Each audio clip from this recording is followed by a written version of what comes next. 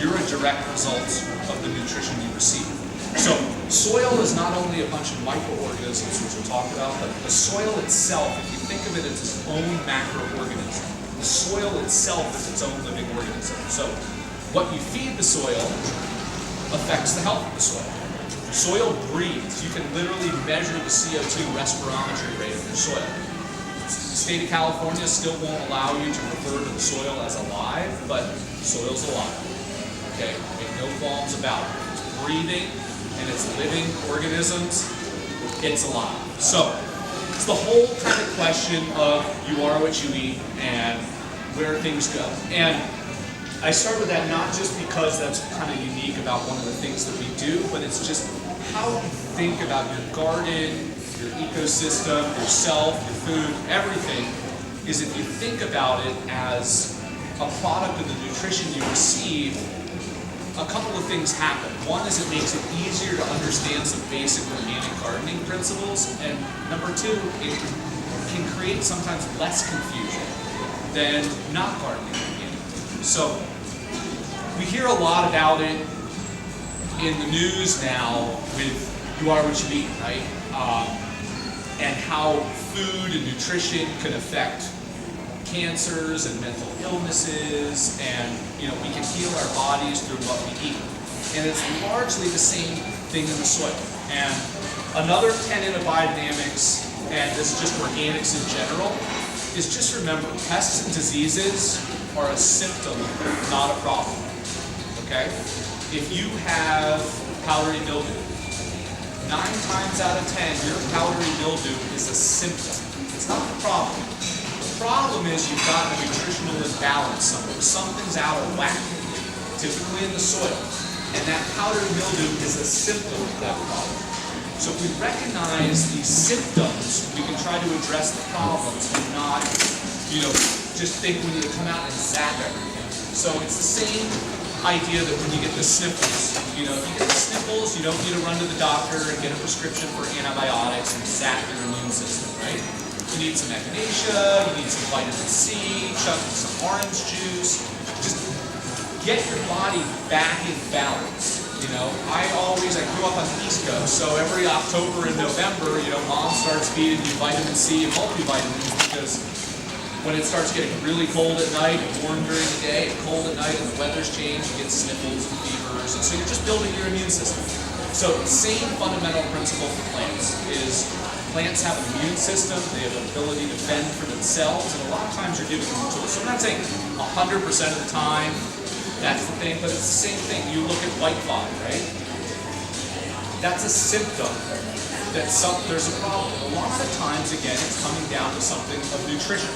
It's not always nutrition.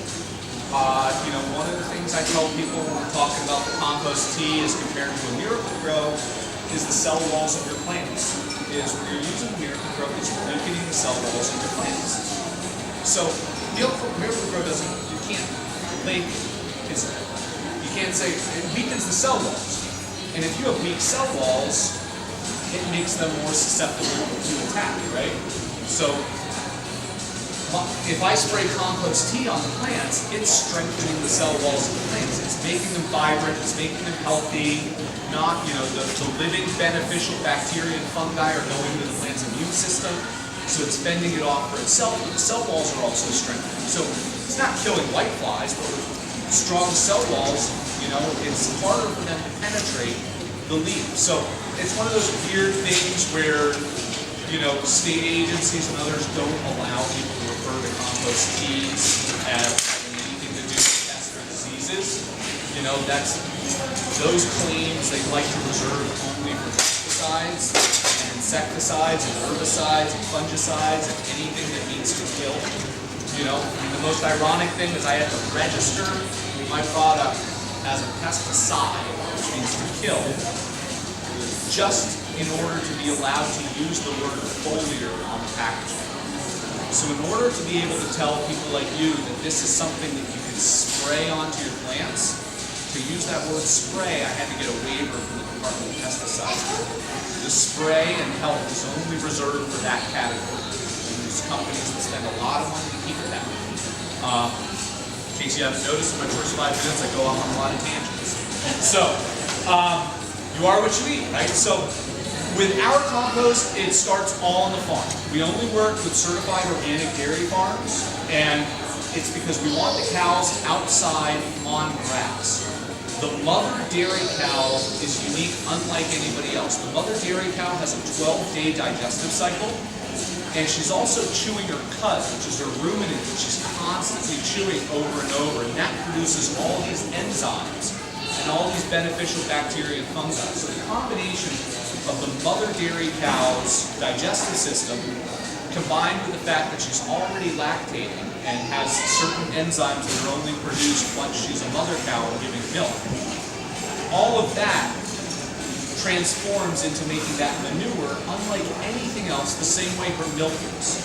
So science can prove it. You can look at milk and find that very specific omega-3s, fatty acids, enzymes, all these different things that are sought after for making probiotics, yogurts and cheeses and other dairy products, they're looking for that highest quality milk because the digestive cycle and what those animals are fed directly affects that milk output. So no one spends as much money analyzing food, right? But it's the same thing. It's unlike anything else. So for lack of a better way to explain it, as I say, dairy cow manure works like a probiotic for the soil. So, so you have this whole living organism idea, starting with the cow and starting with the cow's fat. So with our compost, it starts with the cow. We pile it up on the farm, we make it on the farm, we don't need to take it anywhere else. To make good compost, you need to have a ratio between carbon and nitrogen. So if anybody has home composting questions, we can get into that. But manure is highly nitrogenous, so we need carbon material. So rather than try to buy straw and then mix it in, I love straw, but I would only use organic straw. So organic straw, the price is skyrocketing. And all I needed is just simply for a carbon source. And then I have to mix it, which costs money too. So what we did is we worked with the dairies. And for example, the dairy in Oregon, where we're making our compost now, that's going to be hitting this market in July, they were using a shredded cardboard for bedding for the cows. The cows are in their loafing stalls and hanging out. They have sort of mattresses that add to the cow comfort, and then they put bedding on top of that to give the cows an extra layer of comfort. You can directly correlate cow comfort and cow stress with not only milk production, but the quality of the milk production. So there's a genius thought right there.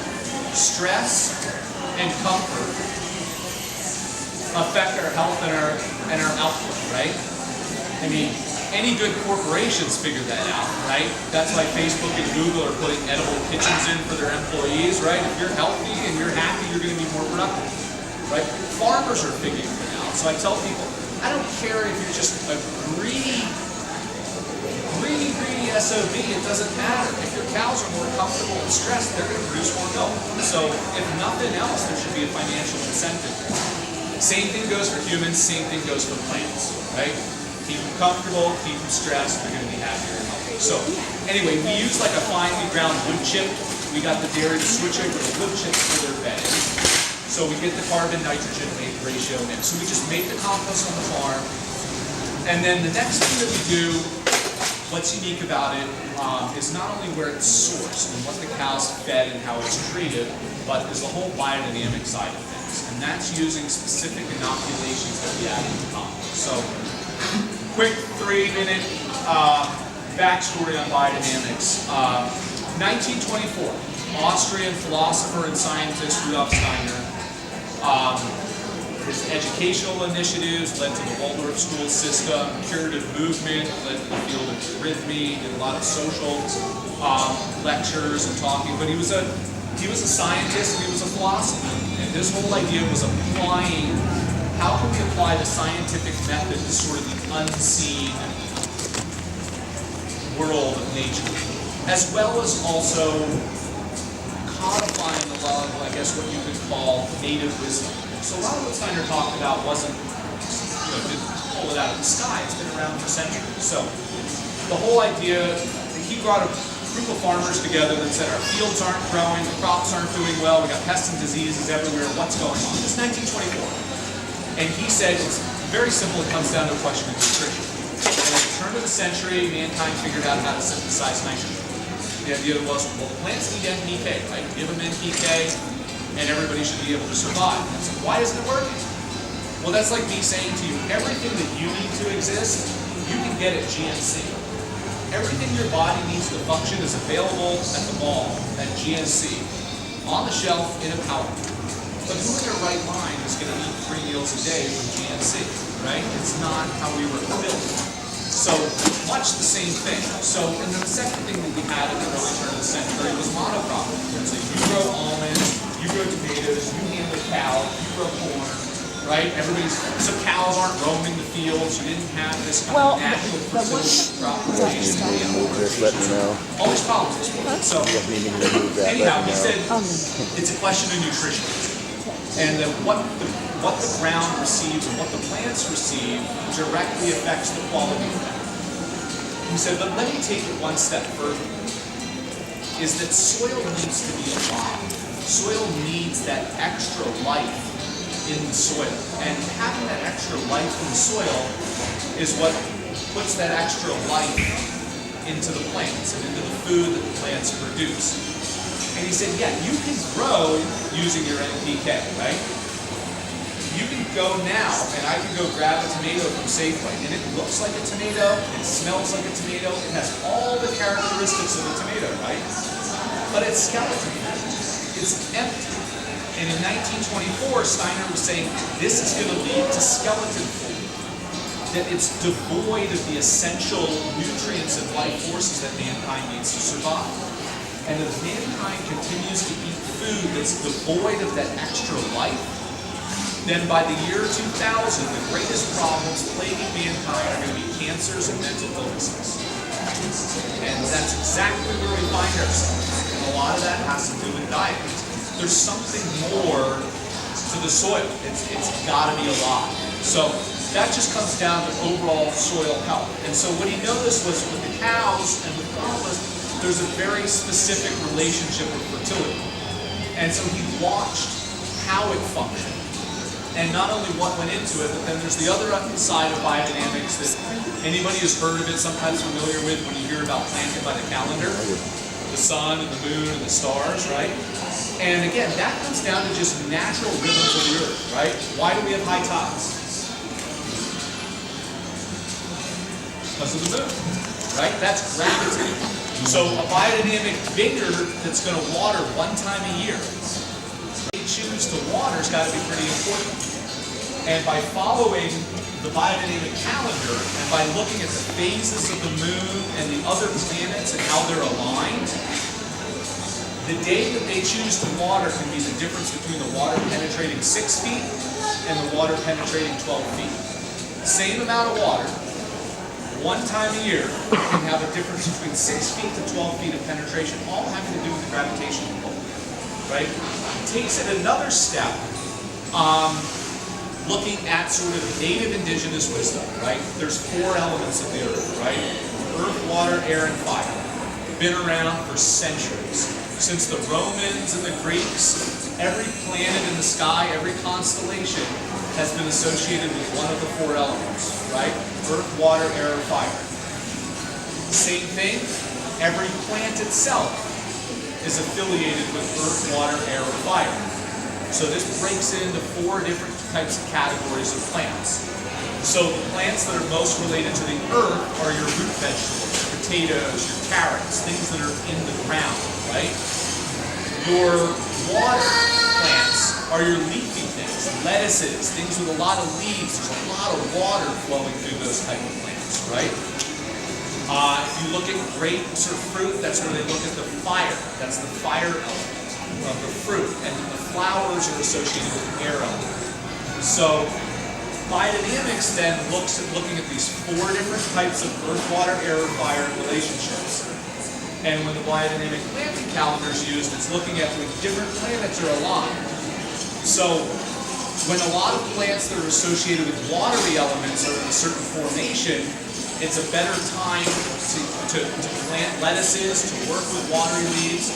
Biodynamic vineyards will only harvest their grapes or do things like that on a fruit day, right? So the fire element's associated with fruit. So the biodynamic calendar will break every day into fruit or root or flower or leaf, depending on what the alignments are. And sometimes there'll even be a spot that's blacked out because there's a whole lot of stuff going on and just don't recommend to plant anything or work with it. Now that's a whole other level, so that's just sort of a teaser that we can come back to on biodynamics. But again, it's coming down to this idea that there's natural rhythms around it. So, coming back to compost, it's the same fundamental idea. Dairy cow manure and everything that's in it is we have this incredible amount of fertility. So using the compost, you're either mixing it into your soil, or you're top dressing, or you're bending, or you're getting into teas, which we'll talk about. But it's adding the nutrition and the life. So whether you have an established garden, you need to add the food to the garden and the life to the garden. And that's going to help enliven everything else. So a lot of products, especially when you buy bag products, it's just organic matter. And organic matter is necessary, right? Most yards have organic matter like 1%, and we're supposed to be at 5%. The soils, our soils are so depleted. So organic matter is just good. We constantly want to be incorporating organic matter. But you've got to have the life in the soil that's going to continue to be able to break down the organic matter, go get food for the root system. So you're really feeding the soil, not the plant. If you feed the soil, the plant will take what it needs when it needs it. Okay? It's that kind of fundamental idea of intelligence, which sometimes zips right over people's heads, but ideas that plants are kind of fundamentally smart. They figure out how to grow. If you go walk down an alleyway in the middle of Brooklyn, 6 feet off a brick wall in a dark alley in the middle of graffiti, there's a dandelion growing. You're like, how's this dandelion out here? We're Brooklyn, right? But that dandelion somehow figured out how to land there, right? That there's an easterly wind that blows some stuff that lands, and then it can drop a little taproot down a 1/4 inch, hang a hard left, go over a couple inches, and there's a drip. And it's going to be able to pick something up. Somehow that dandelion figured out how to grow, right? It just grows, so it's figured something out. So, everybody looks at like dandelions as their enemy, but you're like, hey, that plant's got something to do. That's some serious perseverance. So how can we capture that, right? There's other unique things about dandelion. And interestingly enough, if you look at the 7 different preparations that are inoculated into our compost, an extract of dandelion is one of them. So the way that the inoculations work is it's very much like homeopathic remedies, that a very, very small amount of something can have a profound beneficial impact. Okay, so you are what you eat. Nutrition, what goes in, what goes out. That's point number 1, right? Point number 2 is that very small quantities of very specific matter can have an incredible effect. So if I was to show you, something like this, a teaspoon, and tell you that if I put this teaspoon into 300 gallons of water, I could kill everybody, right? Whoa, bioterrorism, right? You hear that on the news every night. Very small, concentrated matters of biological material that have been fermented or composted could have a tremendous, devastating negative effect, right? We can all grasp that. So if we can grasp that, it stands to reason that very specific, concentrated, small amounts of biological material that have been treated can also have a profound positive effect. So that's one of the ideas of these inoculations. This one, for example, is stinging nettle. And it's taking the stinging nettle plant, and the stinging nettle plant is then composted and fermented on its own until it becomes this incredibly concentrated, fermented mass, right? But it's all sorts of materials. The stinging nettle is very rich in silicic acid. The stinging nettle also contains, that's why the Indians and Native Americans sometimes can use stinging nettle for medical treatments, because it contains the same little compound that a bee sting does. So there can actually be healing properties. That's why stinging nettle can also be used for natural medicine. So the stinging nettle is harvested, composted, fermented, and then I bury this in every 10 tons of compost. So when I build a 100-yard windrow of compost, it's about 6 feet tall, 12 feet wide. Every 15-yard section, I'll poke 5 holes in and put a dose of each of these 5 in the pile. Move to the next 15-yard section. So dandelion's another one. The juice of the valerian flower that's pressed and extracted is another one. Oak bark is another one there. The yarrow flower and chamomile. Right? All of these that you've heard for human things. So it's all taking some of these medical properties and inoculating it in the pile. But when that pile's cooking, it's 130, 140 degrees. It's simmering. You can't stick your hand in it. So it's, in a way, you can use the analogy of like making a special soup, right? That you add a little bit of spice, but as it's cooking, that's going to just emanate throughout the pile. So when you get the finished compost, not only does it not smell at all, but all these specific inoculations have produced all these different microbial colonies that have showed up in the compost. But it's also all been done, right, with this idea of creating something that is healing. Does that make sense?